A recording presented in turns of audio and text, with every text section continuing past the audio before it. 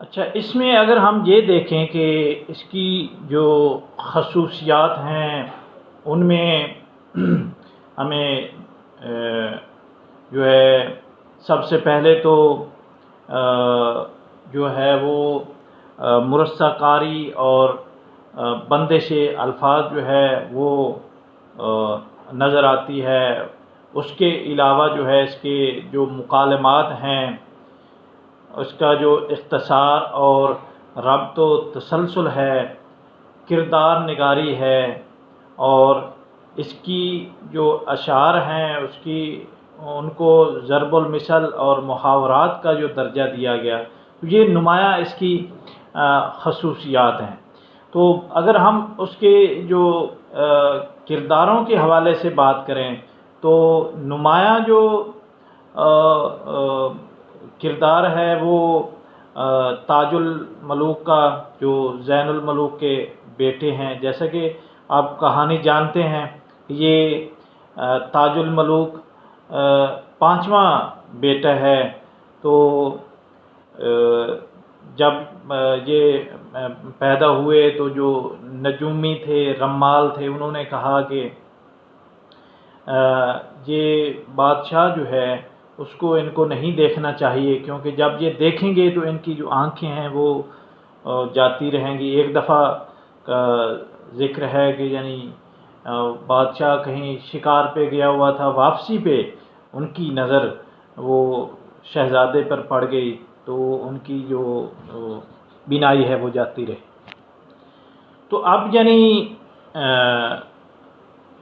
بادشاہ جو ہے وہ ناراض ہوتا ہے، جو تاج الملوک کو نکال دیا جاتا ہے، باقی چاروں شہزادے جو ہے اب یعنی حل کی طرف وہ چلتے ہیں کہ اب یعنی اس صورتحال یعنی بینائی کو لوٹانے یا اس کو واپس لے آنے میں کیا چیز درکار ہے، کس چیز سے یعنی یہ ٹھیک ہو سکتی ہے۔ تو وہ گل بقاولی جو ہے وہ جو ہے وہ چاہیے ہوتا ہے، تو وہ اس کی تلاش میں یہ نکل کھڑے ہوتے ہیں۔ تو وہ مرکزی جو کردار ہیں وہ تاج الملوک اور بقاولی، تو یہ جو ہے دو کردار ہیں۔ تو ہیرو ہیروئن کے ان دونوں کرداروں کی سیرت کشی میں نسیم نے فنکاری کا بہترین سلیقہ جو ہے وہ ہمیں دکھایا ہے۔ ان کا جو تخلیقی تجربہ ہے، ان کی جو فنکارانہ صلاحیت ہے وہ یہاں پر نکھر کر سامنے آتی ہے۔ اور یہ ساری چیزیں جو ہیں اس بات کا بین ثبوت ہیں کہ نسیم کو سیرت کشی کا ملکہ حاصل تھا، جبھی تو اس نے ان دونوں کرداروں کی سیرت کشی بڑی خوبی اور بڑی عقل مندی سے کی ہے۔ ایک کامیاب ہیرو کی حیثیت سے ہم دیکھتے ہیں کہ تاج الملوک کو ایک ہوش مند، بہادر، مہم جو اور دلیر شہزادے کی مانند جو ہے وہ دکھایا گیا ہے۔ وہ ہر موقع پر عقل و ہوش مندی اور تدبر و فراست سے کام لیتا ہے۔ اچھا، اب یعنی مختصراً ہم دیکھیں تو دیو کو حلوہ کھلا کر اپنا دوست بنا لینا، اس سے اس کی بہن ہمالہ دیونی کے نام رکا جو ہے وہ حاصل کر لینا، ہمالہ کی مدد سے باغ ارم تک سرنگ کھدوانا، اور کمال دلیری اور رازداری سے بقاولی کے باغ میں داخل ہو کر پھول چرانا، اور بقاولی کی بارہ میں داخل ہو کر اس کی انگوٹھی سے اپنی انگوٹھی تبدیل کر لینا۔ یہ تمام واقعات جو ہیں اس کی ہوش مندی اور دلیری کا واضح ثبوت ہیں۔ اچھا، یہ بات یہیں پر پھر ختم نہیں ہوتی، ہم اس کو دیکھتے ہیں کہ وہ اپنی محبوبہ کے عشق میں مصائب بھی جھیلتا ہے اور ایک رویتی عاشق ہونے کی جو ہے دلیل کے طور پر بھی سامنے آتا ہے۔ یعنی اس میں داستانوں کے جو ہیرو ہیں وہ ان کی تمام جو خوبیاں ہیں، اوصاف ہیں، وہ بدرجہ اتم پائے جاتے ہیں۔ سیرت کشی کے اعتبار سے مثنوی کی ہیروئن یعنی بقولی جو ہے اس کا کردار بھی ہیرو کے کردار کی مانند ایک مثالی ہے۔ یہ پری حسن و جمال اور ناز و انداز میں بے مثال ہے۔ اس طرح ہوشیاری، عقل مندی اور تیز و تراری میں تاج الملوک کے جوڑ کی دکھائی دیتی ہے۔ پھول چوری ہونے کے بعد یعنی دیکھتے ہیں کہ وہ خود چور کی تلاش میں نکلتی ہے اور آخر کار اپنے چور کو گرفتار کر لیتی ہے۔ عقل و دانش کے ساتھ ساتھ اس کی شوہر پرستی، وفاداری، محبت میں استقلال، انانیت، ضد وغیرہ اس کے کردار کے نمایاں جو پہلو ہیں وہ ہیں جن کو اس برہمن نے بڑی خوبصورتی کے ساتھ نظم کیا ہے۔ اچھا، اب ہم دیکھتے ہیں کہ یعنی یہ کچھ اشعار دیکھیں جہاں پر وہ جو بقاولی کا جو کردار ہے اس کے مختلف جو پہلو ہیں وہ نمایاں نظر آتے ہیں۔ ماں باپ کے اسرار کے باوجود تاج الملوک کی محبت میں ثابت قدم رہنے کے لیے یعنی وہ قید کر دی جاتی ہے اور سہیلیاں اسے سمجھاتی ہیں اور اس کا جواب جو ہے وہ اس صورت میں دیتی ہے۔ بولی وہ بقاولی کہ بس بس اب ایک کہوں گی تو میں دس دس، مجبور جو ہوں تو میں تمہیں کیا، رنجور جو ہوں تو میں تمہیں کیا، بلبل اسی رشک گل کی ہوں میں، تم کیا ہزار میں کہوں میں، مانا اب میری حالت ردی ہے، بہتر ہے وہی جو کچھ کے بدی ہے۔ اچھا، اس کے بعد ہم دیکھتے ہیں کہ تاج الملوک کا رانی چتراوت سے شادی کر کے ہینائی ہاتھوں سمیت واپس آنا، اس کا جو اندازہ جو ہے وہ ہم اس طرح یعنی ان اشعار میں آپ دیکھیں کہ وہ جو کیفیت، وہ منظر جو ہے وہ انہوں نے کس طرح واضح کیا۔ دیکھے جو ہینائی ہاتھ بے لاگ، تلووں سے پری کے لگ گئی آگ، پوچھا کہ بن آئی کس بنی کی، کس راہ کی زن نے راہ زنی کی، توفیق جہاں تلک جو لاتی، مہندی پاؤں کی گھس نہ جاتی، بولی وہ کہ بس بنا نہ باتیں، مجھ سے کوئی سیکھے ایسی گھاتیں، تنگ آیا تو دیکھ قید خانہ، آسان نہیں کڑی اٹھانا، سہتی ہوں جہاں کی سستی، آسائش جہاں نہ تندرستی، پتھر کی اگر کہو تو میں ہوں، فولاد جگر کہو تو میں ہوں، اس تنگ قفس کو سمجھے ہوں باغ،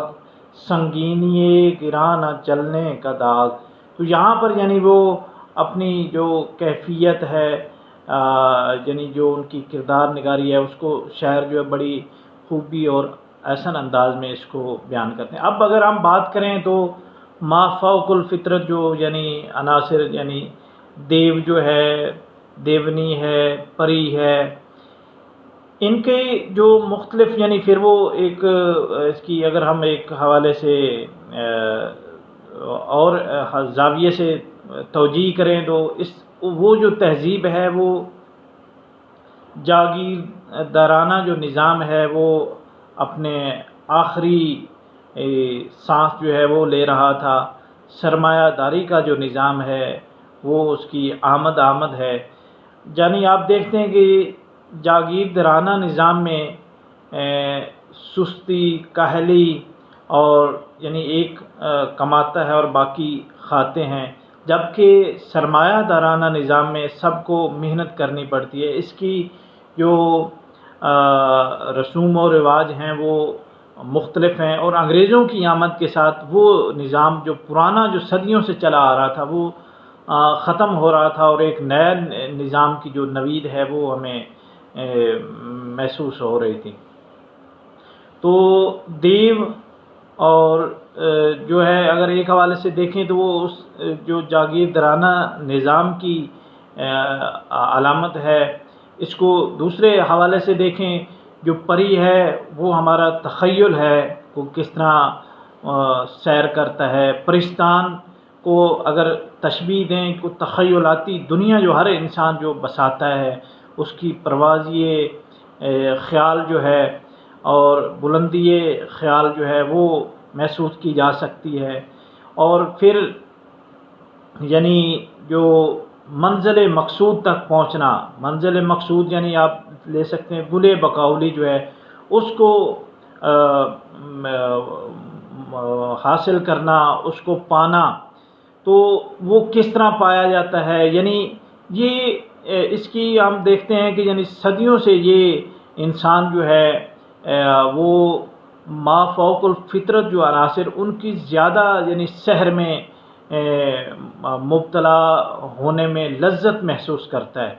اپنے آپ کو وہ دیکھتا ہے کہ یہ جو کیفیت ہے، یہ جو مناظر ہیں،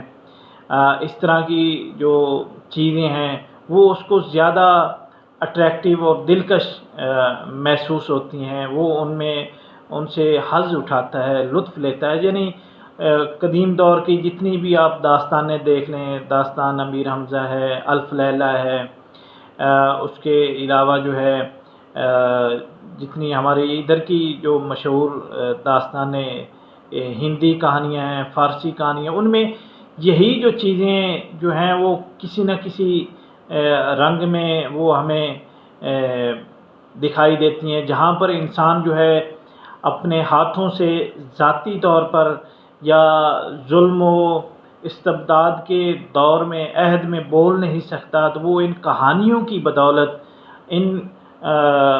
پریوں اور دیو کی جو طاقت کو سامنے لاتے ہوئے اپنا جو کتھارسس ہے وہ کر لیتا ہے. اس کے حوالے سے یعنی وہ جو ایک ظالم اور مظلوم کی جو کیفیات اور مختلف جو چیزیں انسانی عقل سے بعید ہوتی ہیں ان کو سامنے وہ لا سکتا ہے. یعنی ما فوق الفطرت عناصر تو ہمیں جو مذاہب میں بھی ملتے ہیں، ہر مذہب میں، یعنی جس طرح وہ چیزیں جو فرشتوں کا وجود ہے، حور و غلمان ہیں، تو یہ ساری چیزیں جو ہیں وہ نظر، جس طرح جنات بھی ہیں تو نظر نہ آنے والی چیزیں ہیں. یعنی ان کو ہی پھر کہانی کے انداز میں یعنی دیو اور پری اور جنات اور پرستان کو ایک خوبصورتی کی جو علامت کے طور پر یعنی دیکھا گیا ہے. جس طرح مثنوی سیف الملوک پنجابی کی یعنی جو مثنوی مشہور ہے میاں محمد بخش صاحب نے، تو بدیع الزمان اور سیف الملوک کی جو داستان ہے اس میں بھی یہ تمام جو مناظر ہیں، یہ تمام جو واقعات ہیں اسی طرح وہ بیان کیے جاتے ہیں. الف لیلہ میں بہت سی کہانیاں جو ہیں وہ اس طرح ہیں یعنی جن میں یہ اس طرح کے جو واقعات ہیں وہ رونما ہوتے ہیں. دیو اور پریاں جو ہیں وہ ہمارے سامنے آتی ہیں اور مختلف جو واقعات جو ہیں وہ رونما ہوتے ہیں. تو ان کے ذریعے، ان کہانیوں کے ذریعے اس عہد کے اور جو ہو سکتا ہے شعوری طور پر بھی جو خالق ہے، جو تخلیق کار ہے، جو فنکار ہے، وہ کوشش کرتا ہے، اور کچھ چیزیں لاشعوری طور پر بھی لکھی جاتی ہیں. وہ جو ان کا تخلیقی تجربہ ہے اس میں آ جاتی ہیں، وہ بیان کر جاتے ہیں. اس عہد کی جو عکاسی ہے علامتی طور پر اس میں یعنی وہ بیان کر دی جاتی ہے، جس میں ہمیں ایک حوالے سے وہ اس عہد کی جو کیفیات ہیں یعنی ایک سستی، کاہلی اور عملی طور پر یعنی کتنے وہ لوگ جو سرگرم تھے، کتنے وہ ایکٹیو تھے، تو یعنی یہ ساری چیزیں جو ہیں ہمیں اس میں نظر آتی ہیں. تو اس میں کے حوالے سے یعنی آپ جو ہے میں نے تو گزشتہ بھی جو مثنوی سحر البیان آپ کو PDF فارم میں آپ کے گروپ میں بھیج دی تھی، تو اس کو بھی آپ یعنی ڈاؤن لوڈ کر سکتے ہیں، ریختہ پہ جا کر اس کا مطالعہ کریں. اور اس کے علاوہ ایک اہم بات ابھی جو مجھے یاد آئی کہ یعنی میں نے لاسٹ لیکچر میں آپ کو اسائنمنٹ کے ٹاپکس کے حوالے سے آپ کو چوائس دی تھی کہ آپ خود یعنی منتخب کر کے مجھے بتا دیں کہ ہم یہ اس پر کرنا چاہتے ہیں. تو تاحال یعنی ایک آدھ اسٹوڈنٹ کے علاوہ کسی نے کوئی زحمت نہیں کی کہ وہ ٹاپک جو ہے منتخب کیا جائے. تو میں نے یہ فیصلہ کیا ہے کہ اب میں خود آپ کو جو ٹاپکس ہیں وہ الاٹ کر دیتا ہوں، اور اس پر اب کوئی چون و چرا یا اور اس میں کوئی شک و شبہ اور وہ جو تبدیلی کے جو گنجائش وہ نہیں ہے، کیونکہ آپ کو آپشن دے دی تھی کہ آپ یعنی اب خود منتخب کر لیں. اب میں منتخب کر رہا ہوں تو اب یعنی کوئی یہ نہ کہے کہ یہ مشکل ہے جی، یہ مجھ سے نہیں ہوتا، یہ میری فیلڈ نہیں، میدان نہیں. تو بہرحال وہ میں آپ کو وہ پوری جو لسٹ ہے آپ کے ٹاپکس کے ساتھ وہ آپ کو آپ کے جو گروپ میں ہے اس میں کو بھیج دوں گا. تو اس کا اب ٹائم کم ہی رہ گیا، ایک یعنی جو آپ کے فائنل امتحانات ہیں اس سے پہلے آپ نے وہ جمع کروانی ہے، وہ ہمیں بھیجنی ہے. تو یہ چیزیں تھیں. اس کے حوالے سے اب ہم یعنی اس مثنوی کو دیکھتے ہیں کہ جو ہمارے نقاد ہیں، جو ہمارے ناقدین ہیں، وہ اس کے بارے میں کیا کہتے ہیں. وہ چند ایک اقتباسات جو ہیں وہ آپ نوٹ فرما لیں. اچھا، اب سب سے پہلے آپ دیکھیں کہ ڈاکٹر رام بابو سکسینہ جو ہیں وہ بیان کرتے ہیں. اب اس کو آپ واوین میں یہ جو اقتباسات ہیں وہ آپ ان کو اس میں لکھتے جائیے کہ ڈاکٹر رام بابو سکسینہ جو ہے وہ بیان کرتے ہیں، اس مثنوی کا ایجاز روانی، مناسبت الفاظ، برجستگی محاورات، نادر تشبیہات و استعارات، یہ سب قابل تعریف ہیں. البتہ تصنع ضرور ہے، اور اسی وجہ سے اس کی حقیقی دل آویزی اور تاثر میں کمی آ گئی ہے. فن کے لحاظ اور تخیل کے اعتبار سے یہ ایک مارکۃ الآراء تصنیف ہے. یہ مثنوی اس قدر مقبول ہوئی کہ اس کے بہت سے اشعار بطور ضرب المثل زبان پر چڑھ گئے ہیں. تو یہ ان کی رائے ہے. اسی طرح آپ ڈاکٹر سید عبداللہ کی جو رائے ہے وہ آپ ملاحظہ کیجئے. وہ بیان کرتے ہیں، گلزار نسیم کی مقبولیت کا راز یہ ہے کہ اس میں نسیم پرتکلف طرز بیان کو کامیابی کے ساتھ نبھا سکے ہیں. شاعری اپنے منصب اور وظیفے کے اعتبار سے کچھ بھی ہو، اور اس کے نقطہ نظر سے نسیم کامیاب ہوئے ہوں یا نہ ہوں، مگر اس میں شک نہیں کہ شاعر نے صنعت گری کا بڑا اعلیٰ نمونہ پیش کیا ہے، اور اس کی دشواریوں کے باوجود اس سے عہدہ برآ ہونے میں اس کے طرز خاص کے عناصر یہ ہیں: نمبر 1 ایجاز و اختصار، نمبر 2 محاورہ و تشبیہ میں پیوند قائم کرتے ہوئے لطف کے بہت سے پہلو پیدا کرنا، نمبر 3 تکلف پسندی. اس طرز خاص میں نسیم نے اپنی صناعی کا جو ثبوت پیش کیا ہے اس کی نظیر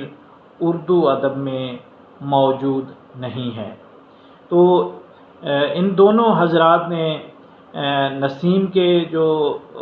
پرتکلف طرز بیان اور پرتصنع انداز کی جو ہے وہ اپنے اپنے لفظوں میں تعریف کی ہے. اچھا، اس طرح اب ہم دیکھتے ہیں کہ ڈاکٹر اعجاز حسین جو ہے وہ گلزار نسیم کے فنی محاسن و معائب پر روشنی ڈالتے ہوئے یوں بیان کرتے ہیں: گلزار نسیم کا دامن آورد سے پر ہے، لیکن روانی اور برجستگی کی وجہ سے آورد بھی آمد کا لطف دے جاتی ہے. عموماً یہی معلوم ہوتا ہے کہ تناسب لفظی کو خواہ مخواہ اشعار میں جگہ نہیں دی گئی، بلکہ طبیعت کی موزونیت نے ضرورت کے لحاظ سے یہ بے ساختہ پن پیدا کر دیا ہے۔ اس مثنوی میں اختصار و معنی آفرینی ہر لحاظ سے نہایت قابل قدر ہے۔ ایک شعر میں معنی کے اعتبار سے کئی شعر کے مضامین بھر دیے، اور لطف یہ ہے کہ مطلب ہر جگہ واضح ہو جاتا ہے۔ شاذ و نادر ہی کوئی موقع ایسا ہوتا ہے کہ مفہوم صاف نہ ہو۔ اچھا، ان اقتباسات کے بعد ہم جو دیکھتے ہیں کہ یہ بھی مقبول عام رہتی ہے، لوگوں کی توجہ کا مرکز بنتی ہے، تو آپ سے یہ میں گزارش کروں گا کہ آپ اس کا لازمی مطالعہ کریں، فرصت کے لمحات میں اس کی جو شاعری ہے، اس کی جو کہانی ہے، اس سے لطف اندوز ہوں، حظ اٹھائیں، اور اپنے زاویے سے اس کا جو ہے وہ تنقیدی جائزہ جو ہے وہ آپ لے سکتے ہیں، اس کو آپ بآسانی بیان کر سکتے ہیں۔ اس کے لیے اس کا مطالعہ بجائے کہ آپ کوئی ایک سمری اور کہانی کو سن لیں یا پڑھ لیں، تو اگر آپ خود مطالعہ کریں گے تو جس انداز میں وہ شاعر بیان کرتا ہے وہ پھر مشہور کن ہوتا ہے۔ تو بہرحال یہ تصنیف یعنی گلزار نسیم ان لوگوں کو خصوصیت سے مرغوب رہی ہے جن کا ذوق جمال ہر مصرع میں تجمل الفاظ، رنگینی مضمون اور لطف بیان کا طالب ہوتا ہے۔ جہاں ہمیں الفاظ کا تجمل اور آرائش معنی اس طرح دست و گریباں دکھائی دیتے ہیں، اور مرصع کاری کا عروج جمیل اتنا فریب نظر ہے کہ بعض مقامات پر ہمیں میں گلگلوں اشعار کے پیمانوں سے چھلک چھلک پڑتی دکھائی دیتی ہے۔ نسیم کی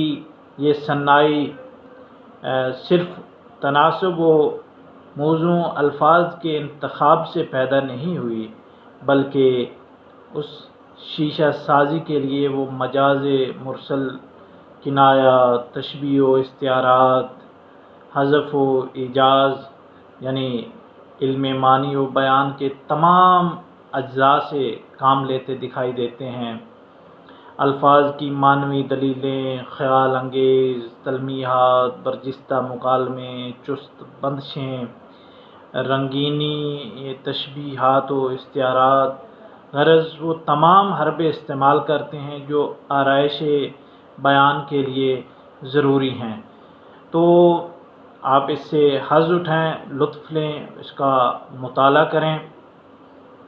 اور اس کو جو اشعار آپ کو بآسانی یاد رہ جاتے ہیں ان کو آپ علیحدہ نوٹ کر لیں، نکال لیں، اور مناسبت کے ساتھ جہاں آپ نے جس طرح استعمال کرنے ہیں اس حوالے سے آپ جو ہے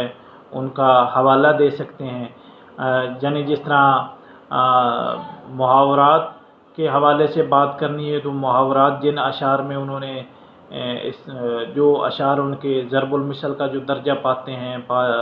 محاورات کا درجہ پا گئے ہیں، تو وہ اشعار آپ کو یاد آنا چاہیے، وہاں پر آپ وہ کوٹ کر دیں۔ اسی طرح کردار نگاری کے حوالے سے جب وہ بات کرتے ہیں تو آپ کو وہ اشعار جو ہیں وہ یاد ہونے چاہیے۔ اس طرح جب مکالمات کی بات ہوتی ہے تو اس موقع پر جو اشعار ہیں جو آپ کو خوبصورت لگتے ہیں وہ آپ کوٹ کر سکیں۔ تو یہ ساری چیزیں بہرحال آپ یعنی خود نوٹس کے حوالے سے یعنی نکال لیں، یہ اس کا مطالعہ کریں گے تو تب بھی یہ چیزیں ممکن ہیں۔ اور دوسری چیز کہ ٹیکسٹ جو شیخ رشید حسن کی جو مرتبہ یہ گلزار نسیم جو ہے وہ آپ اس کا مطالعہ کریں، اور اس کو آپ دیکھیں گے تو آپ کو جو ایک مدون کے جو اوصاف اور تدوین کیسے کی جاتی ہے وہ چیزیں بھی آپ کو یعنی دکھائی دیں گی، اور ان کی جو مدونہ جو تدوینی جو خوبیاں ہیں اور مدون کے جو اوصاف ہیں وہ ان میں بدرجہ اتم موجود ہیں، تو وہ ان سب سے آپ آشکار ہو سکتے ہیں۔ تو بہرحال میں آخر میں گزارش کروں گا کہ آپ لازمی اس کا مطالعہ کریں، اس کے جو مختلف جو نقاد ہیں ان کے حوالے سے بھی آپ مزید اس میں اس لیکچر میں آپ وہ ایڈ کر سکتے ہیں، جو ان کی جو رائے ہے مختلف نقادوں کی، ناقدین کی، اور جو اشعار ہیں وہ آپ اپنی مرضی کے وہ حسب جو حال جو اور مناسبت کے حوالے سے اور جو بات آپ کر رہے ہیں اس کے حوالے سے، اور درست اشعار جو ہیں، جو خدا را یہ جو اکثر دوسری گائیڈوں میں اشعار لیے ہوتے ہیں، مختلف نوٹس یا جو دوسری ہیلپنگ بکس ہیں، امدادی کتب میں جو اشعار، تو ان میں اغلاط کی بھرمار ہوتی ہے۔ تو آپ اگر کسی، جس طرح میں نے رشید حسن کی جو مدون شدہ جو کتاب ہے، جو تدوین ہوئی یا مرتبہ جو کتاب یہ گلزار نسیم جو ہے وہ لیں، تو اس میں بالکل جو کمپوزنگ اور اس طرح کے جو دوسری اغلاط ہیں اشعار کی وہ نہیں ہوتی۔ تو آپ یعنی کوٹ کرنا ہے تو درست اشعار جو ہیں وہ آپ کوٹ کریں اور ان سے لیں، اور ان کا مطالعہ کر کے آپ یعنی یہ مجھے یقین ہے کہ آپ نے ایم اے کے دور میں بھی اس کو نہیں پڑھا ہوگا، جسٹ وہ ایک سمری یا کویسچن جو ہے وہ دیکھ لیا جاتا ہے۔ تو آپ کو آخر میں پھر میں گزارش کروں گا کہ آپ ان کا مطالعہ کریں، آپ کو یہ بھی اندازہ ہوگا کہ کلاسیکی ادب کی جو رنگینیاں ہیں اور وہ جو لطف ہے، وہ جو بیان ہے، وہ کتنا سحر انگیز ہے، اور کس طرح آپ کو وہ جکڑ لے گا، اور کس طرح آپ ان سے حظ اٹھا سکتے ہیں۔ تو یہ مطالعے کے لیے بھی بہترین ہے، اور آپ کے ان فرصت کے ایام میں یہ ایک اچھی چیز ہے۔ تو یہ ریختہ پر بھی موجود ہے، آپ وہاں سے بھی پڑھ سکتے ہیں، اور اگر ویسے ڈاؤن لوڈ کرنا چاہیں تو وہ پی ڈی ایف فارم میں آپ ڈاؤن لوڈ کر کے اس کا بھی مطالعہ کر سکتے ہیں۔ تو یہ کوئی عذر نہیں ہے کہ بکس نہیں ہے، لائبریری نہیں ہے، نیٹ ہر شخص کے پاس ہے۔ تو آپ یعنی ڈائریکٹلی یہ خود اس کا جو ہے شیخ رشید حسن کی وہ آپ جو مرتبہ یہ گلزار نسیم ہے اس کا مطالعہ کریں۔ شکریہ۔